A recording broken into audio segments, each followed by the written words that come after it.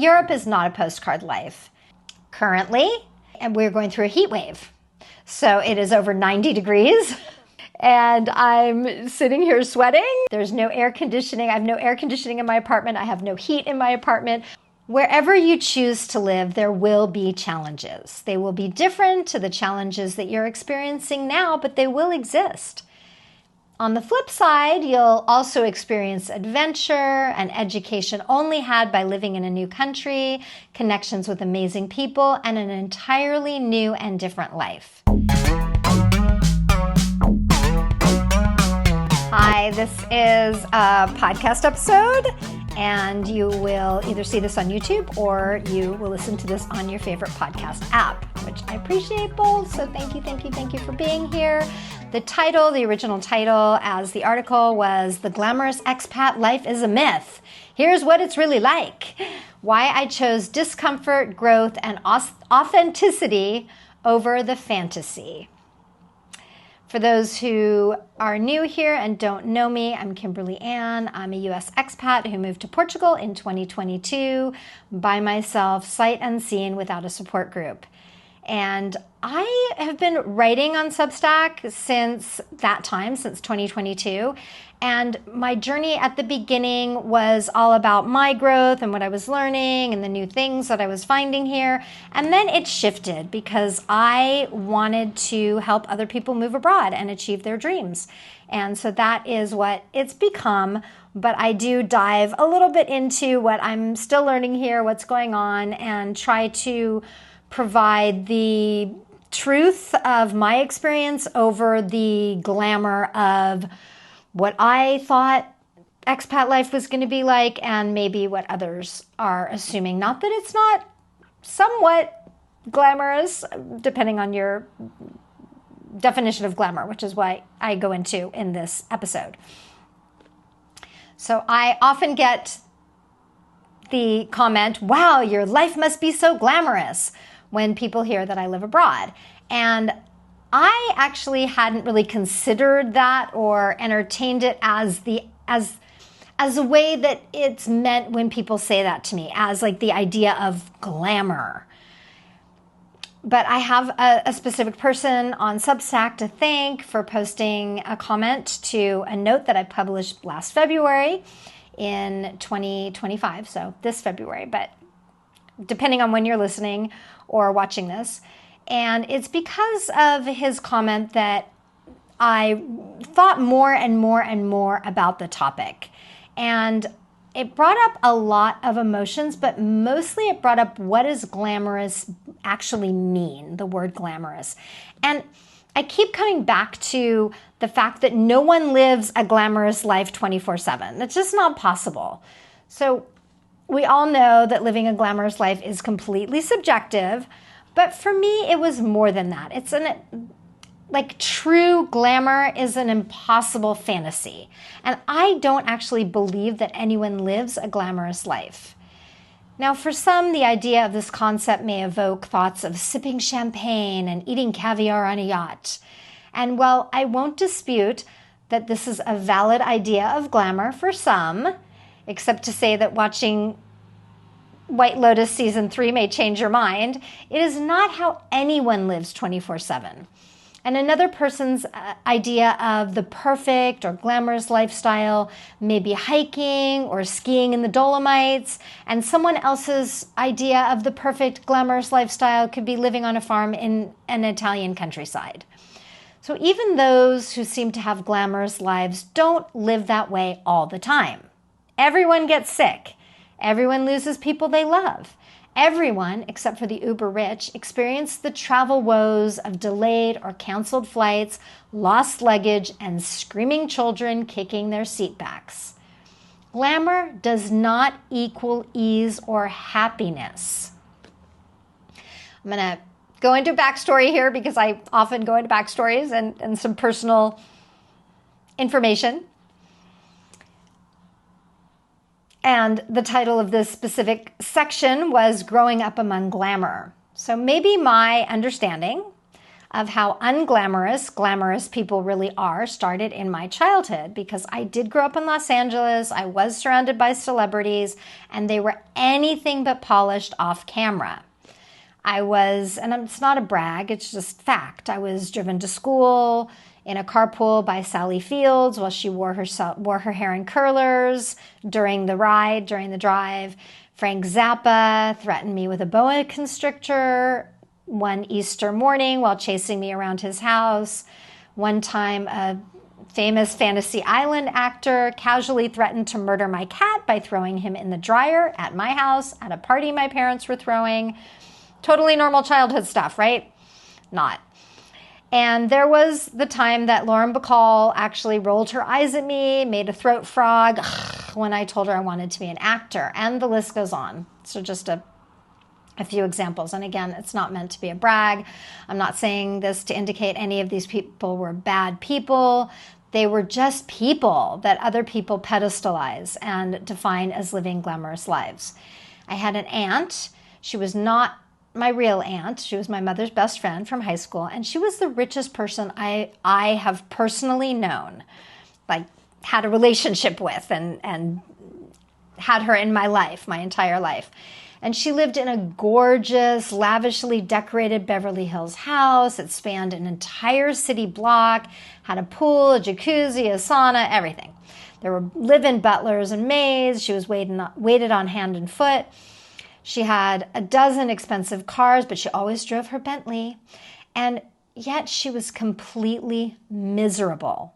And her life was an utter, absolute disaster. Her kids barely spoke to her. Her youngest, who was like a cousin to me, and we were very, very close, committed suicide in her 30s. The oldest became a raging alcoholic. Her husband and her lived in separate wings of the house because they hated each other. But to the outside, I suspect people thought that they lived a really glamorous life, when in reality it was utter hell. Which brings me to fantasy versus reality. When you're well off, you have to put on a facade and bow to pretenses. And I'm not saying that all the millionaires are disingenuous or unauthentic, but a fair amount are. The idea of jet setting around the world, what others think when they hear about living in Los Angeles, what people say when I tell them that I've been to the Playboy Mansion, it's all fantasy. It's a pretty fantasy, absolutely. And it's just a snapshot, a moment or an idea that doesn't really have a basis in concrete reality. And this is similar to what happens when people hear that I live in Europe. Don't get me wrong. I love living in Europe. And I wouldn't go back to living in the United States if you paid me. Although I probably would if you paid me enough, a lot. But I wouldn't exchange my life for that, for what I had in the United States, or even a fantasy of what I see maybe other people have, the haves and the have-nots. But Europe is not a postcard life. My life is not a bed of roses, far from it. As I wrote the original article, we were going on month 7 of a nonstop winter in Porto. At the day that I wrote the article, I was caught outside in a hailstorm. I had gone through at least 5 pairs of rain boots in 3 years, and my pants were soaked through because I forgot to wear my plastic pants, which you do have to wear for most of the winter. And my dog was shivering in a doorway with her fur actually matted with ice. It was crazy. I had to pick ice out of her fur. Umbrellas are practically useless because of the strong winds. I go through 5 umbrellas each winter on average. And the weather in April was 40 degrees Fahrenheit, 4.5 degrees Celsius. Currently, as I'm recording this podcast or a YouTube episode, we're going through a heat wave. So it is over 90 degrees. Fahrenheit, so it is between 30 and 40 degrees Celsius.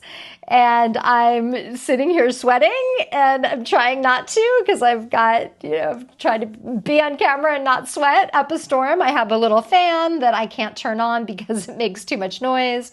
And I have to either record in the morning or certain times of the day when it's not too hot because it is blistering hot. There's no air conditioning. I have no air conditioning in my apartment. I have no heat in my apartment. I have a funny air conditioning story. I often go off script, so here I go. So I bought an air conditioning. I finally broke down because not only is it super hot and we have a heat wave, but of course that brings fires. So there's fires happening all over Portugal, just as there were often fires, or many times in the years that I lived in California, happening all over California and all over much of the world, unfortunately, because of climate change and because of eucalyptus trees, which are cheap to plant and grow quickly, and people can make paper out of them, and they are terrible fire starters. They are just, I could go into it. I've written an article about it. Is the worst tree. So anyway, moving on, I went to buy an air conditioner because I can't leave my windows open at night because of the fires and the smoke.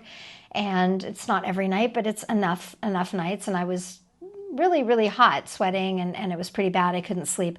So I went to Leroy Merlin, and I bought an air conditioner, and I hauled it back to my house. It was really, really heavy, a portable AC. I got my neighbor to help me bring it up the stairs. I set it all up, I plugged it in, and it tripped the power and everything went out. I tried it in every room of the house. It was a dud. It turned out it was a dud. So I needed help to take it back to Leroy Merlin, which I'm trying to practice saying correctly, and I'm still butchering it. And waited in line and this and that. And anyway, finally got it back, got it in there, and told them what happened, and they didn't believe me, and they plugged it in, and the power went out in the store. It was hysterical. Not funny. It was pretty funny.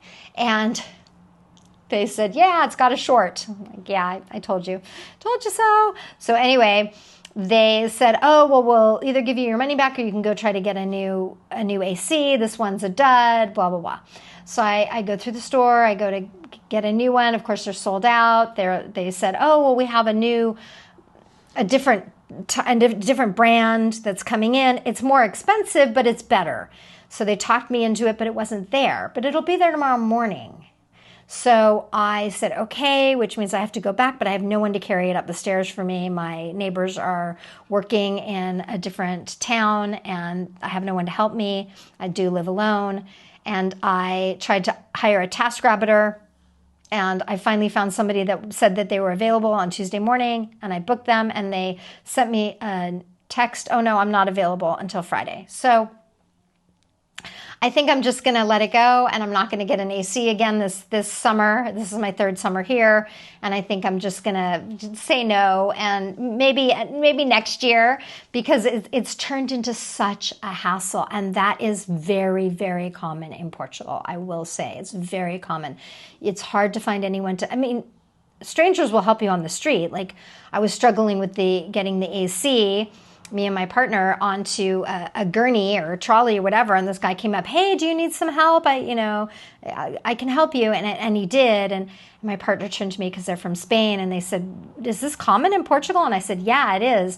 And they said, this never happens in Spain. This would never. He said years ago it happened, but now it doesn't happen anymore. So, and it happens a lot here. So that's a really, really beautiful thing about living in Portugal. There's a lot of beautiful things about living in Portugal, but there's a lot of non-beautiful things about living in Portugal. So just to say that I couldn't really get, the company said that they would deliver it in a week, and I don't know if they would carry it up the stairs, and it's just became this huge drama, and I've decided it's not worth it. It's not worth it. I'd rather have the money back. So, and talk to you in a pile of sweat and sleep in a pile of sweat. No, I don't want to do that, but I am doing that. So anyway, that's just one example. Another is that my landlady refuses to fix anything that breaks in my apartment, or hire contractors or a handy person to fix the broken items. So I have to find strangers who don't speak English. Obviously, I have to hire them. I have to pay for them myself. As I previously mentioned, my apartment has no heat, and in the dead of winter, I have to wear 2 wool sweaters, well, an underneath layer, wool thermal, whatever, and then a thick wool sweater and sometimes my parka inside the house. I do have to walk up 6 flights of stairs to get to my apartment, and then there's the never-ending bureaucracy. My visa expired back in December, and the government is so behind on renewals that I am here legally, so I did get somebody screamed at me about being an illegal, and I'm not, but I don't have a renewed visa, however, or renewed residency visa. However, we all do have an extension, but I can't leave the country until they figure that out. I did apply for my driver's license over 6 months ago, about 7 months ago. I still haven't received it. I hear it can take longer than a year. So that's pretty crazy, right? But that's normal. That's normal for Portugal. And yet, of course, I love living here. I wouldn't change it for the world. I say that all the time. Even though there are some things I would change. I wouldn't change living in Europe over living in the United States, even with all the difficulties that I do encounter here. Now, I don't talk about the downsides a whole lot, and I have been talking about them more and more and more and more, because there are downsides and hardships everywhere.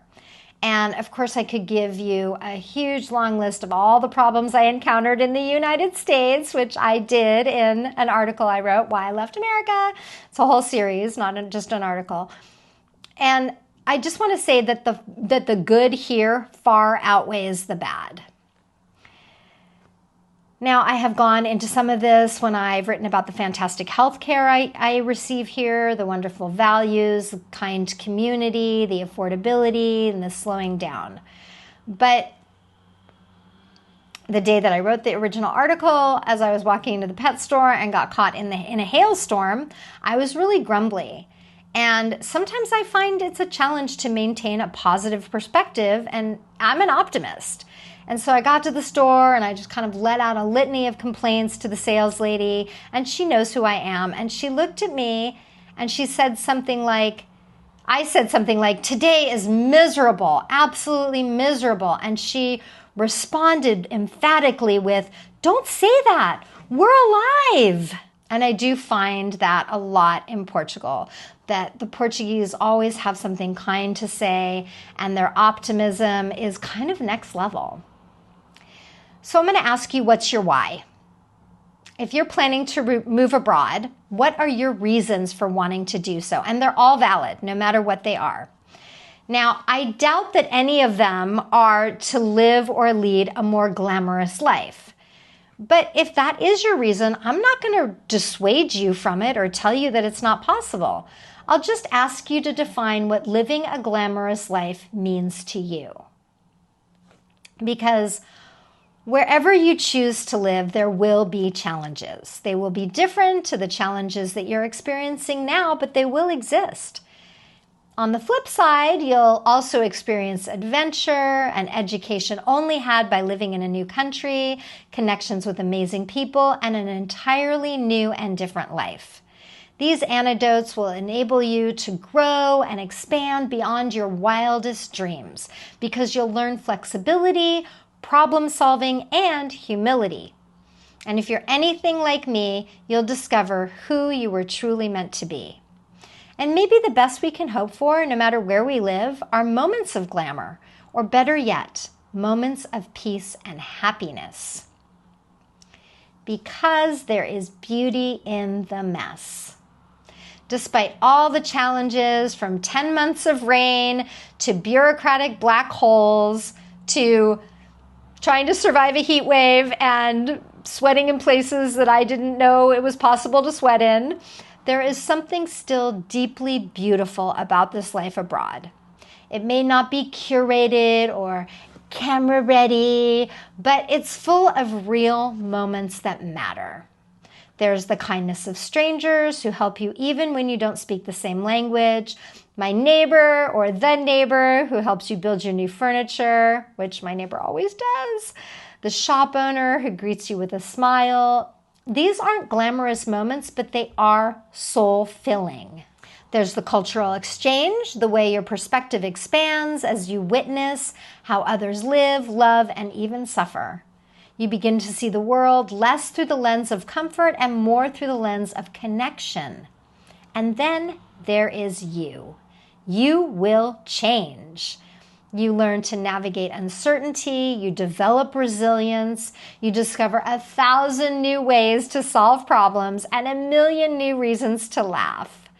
You become someone you might never have met had you stayed where you are. It's not glamorous, but it is powerful. It's not polished, but it is profound. And in these quiet or chaotic moments, watching the sunset over Calzada streets, which I always say wrong, Calzada, I don't know, I say it wrong. Cobblestone streets, it's not really cobblestone. Learning a new word, or simply surviving a tough day, you realize this life doesn't need to be glamorous to be extraordinary. So let's talk about just redefining what matters. Living abroad isn't a fairy tale. It's not a movie montage set to breezy music. It's real life with all its mess and magic. When we let go of the glamour myth, we make space for something much more meaningful: authenticity. We stop trying to stage our lives and start living fully. So no, I wouldn't trade this life for a glamorous one, not even for the highlight reel. Because the real thing, the one filled with hailstorms, heat waves, helpful strangers, and hard-won wisdom, is definitely more rewarding. Wherever you live, whatever path you're on, maybe the goal isn't glamour at all. Maybe it's those fleeting yet powerful moments of peace, connection, wonder, and joy. And if you ask me, that's what makes life truly beautiful. Thank you for watching. Thank you for being here. If you're interested in moving abroad, please sign up for my newsletter. It's free, and you'll get some downloadables that will help you with your move abroad or help you budgeting, both. I would love it if you would subscribe, and I understand whatever your choice may be, but subscribing, sharing, it all matters. It all makes a difference. And whether you do or don't, I'm just so grateful that you're here. Thank you so much, and have a great day or night wherever you are.